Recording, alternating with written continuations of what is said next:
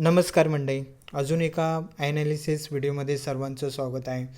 तुम्ही आज पाहिलंच असेल की मार्केट आज फ्लॅटमध्ये ओपनिंग दिलं आणि त्याच्यानंतर मार्केट थोडंसं म्हणजे एक डाऊन साईडला आला आणि शेवटी जे कालचा लो होता त्याच्या थोडंसं म्हणजे तिथूनच एक सपोर्ट घेतला. तुम्ही पाहू शकता इथे 24,700 ते 730 यामध्ये सपोर्ट घेऊन मार्केट अप साईडला गेला आणि डे हायमध्ये मार्केट आज पॉझिटिव्हमध्येच क्लोजिंग दिली.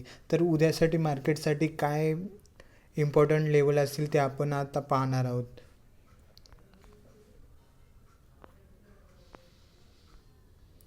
तुम्ही इथे पाहू शकता की माझ्यासाठी उद्या मार्केट म्हणजे ही एक फ्लॅट रेंज असेल.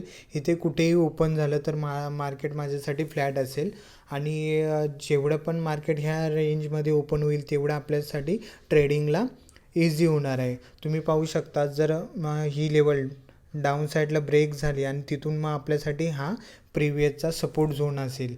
तिथपर्यंतचं आपण टार्गेट घेऊ शकतो आणि अप साईडला जर इथून जर ब्रेक केला तर अप साईडला आपल्यासाठी 25,400ची लेवल असेल फर्स्ट टार्गेट आणि त्याच्यावरती जर मार्केट